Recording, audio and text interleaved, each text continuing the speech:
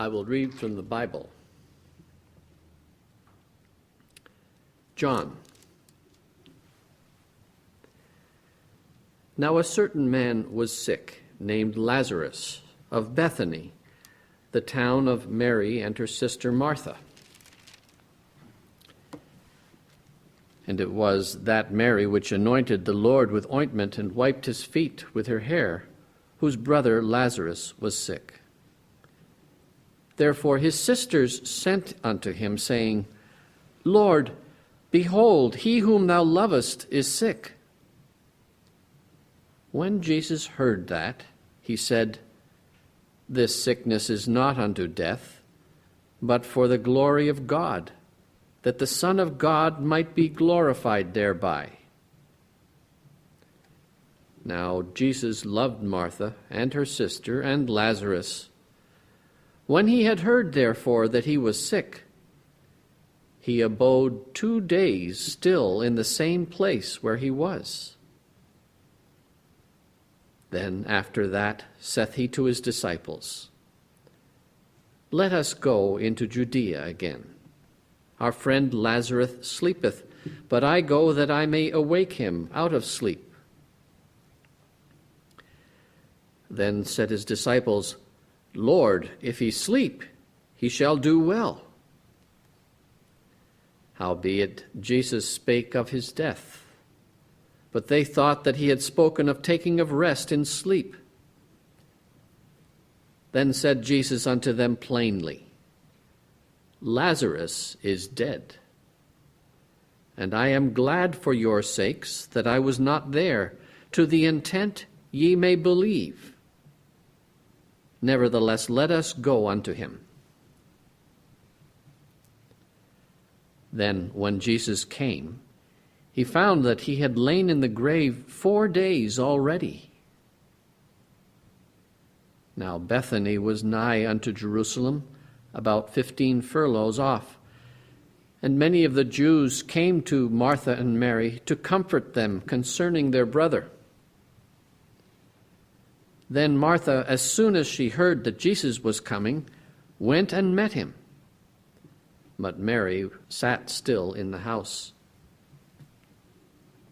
Then said Martha unto Jesus, Lord, if thou hadst been here, my brother had not died. But I know that even now, whatsoever thou wilt ask of God, God will give it thee.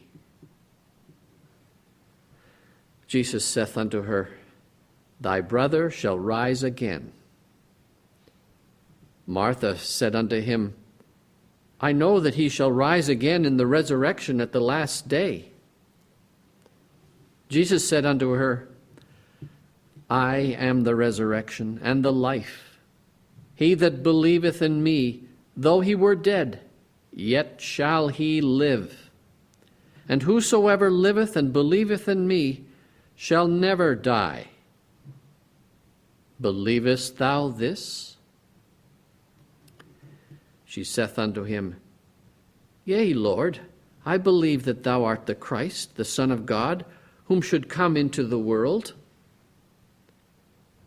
And when she had so said, she went her way and called Mary her sister secretly, saying, The Master is come and calleth for thee.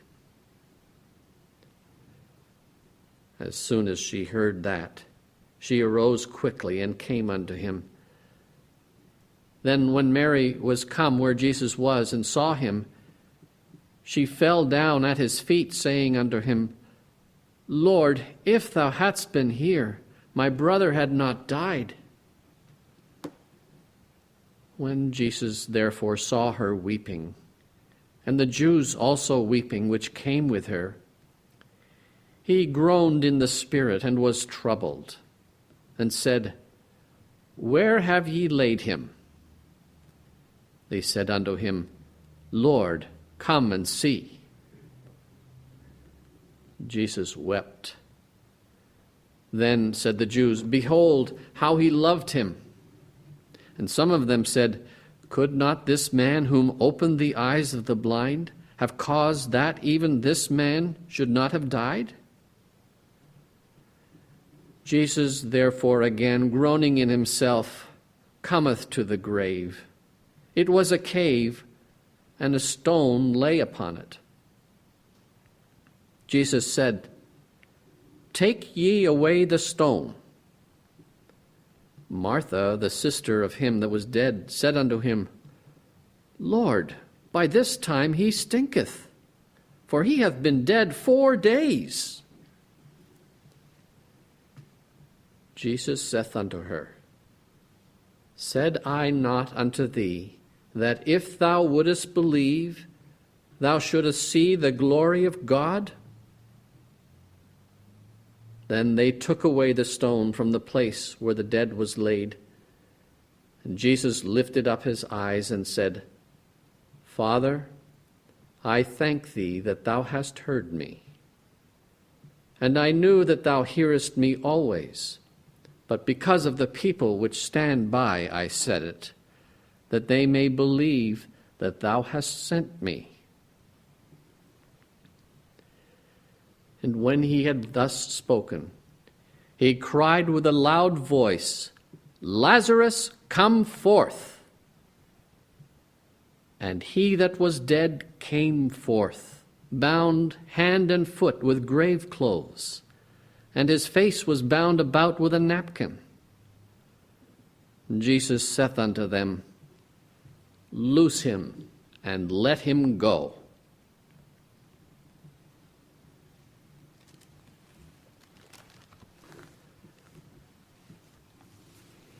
I will also read correlative passages from our textbook, Science and Health with Key to the Scriptures, by Mary Baker Eddy.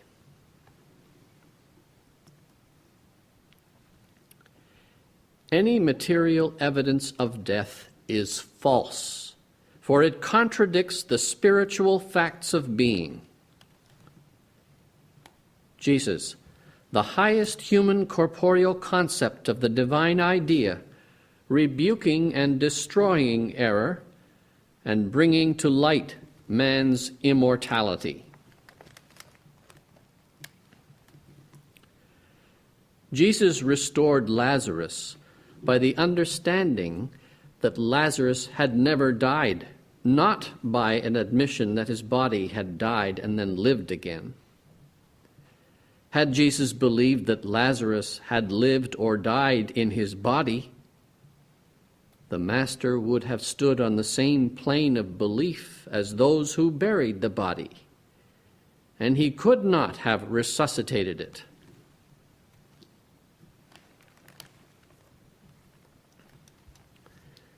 If Jesus awakened Lazarus from the dream illusion of death, this proved that the Christ could improve on a false sense.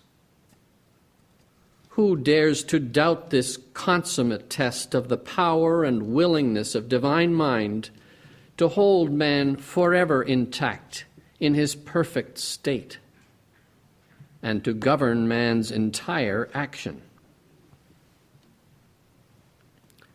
Jesus said, Destroy this temple body, and in 3 days I, mind, will raise it up. And he did this for tired humanity's reassurance.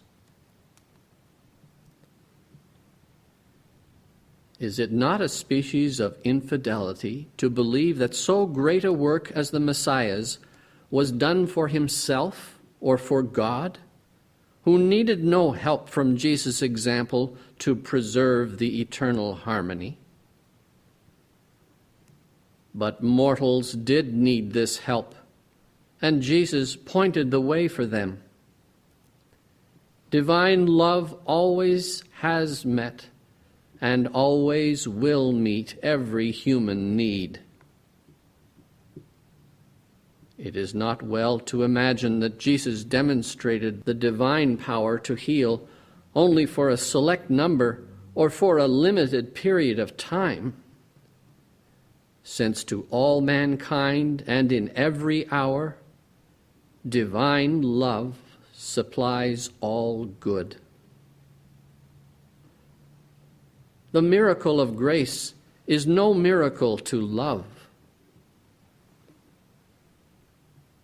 Jesus demonstrated the inability of corporeality as well as the infinite ability of spirit, thus helping erring human sense to flee from its own convictions and seek safety in divine science. Reason, rightly directed, serves to correct the errors of corporeal sense. But sin, sickness, and death will seem real, even as the experiences of the sleeping dream seem real, until the science of man's eternal harmony breaks their illusion with the unbroken reality of scientific being.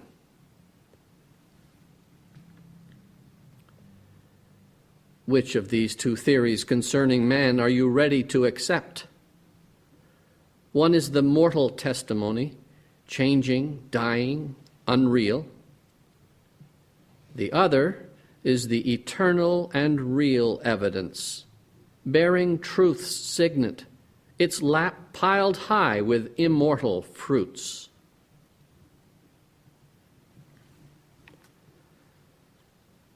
Our Master cast out devils' evils and healed the sick. It should be said of his followers also, that they cast fear and all evil out of themselves and others and heal the sick. God will heal the sick through man whenever man is governed by God. If sickness is true, or the idea of truth, you cannot destroy sickness, and it would be absurd to try. Then classify sickness and error as our Master did when he spoke of the sick, whom Satan hath bound, and find a sovereign antidote for error in the life-giving power of truth acting on human belief, a power which opens the prison doors to such as are bound and sets the captive free physically and morally.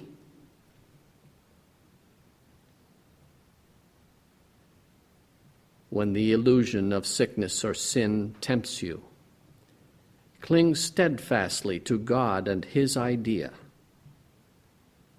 Allow nothing but his likeness to abide in your thought.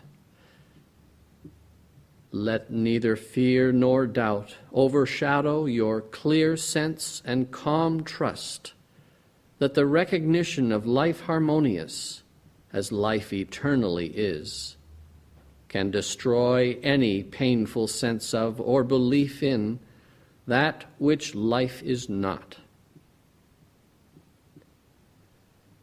Let Christian science, instead of corporeal sense, support your understanding of being, and this understanding will supplant error with truth, replace mortality with immortality, and silence discord with harmony.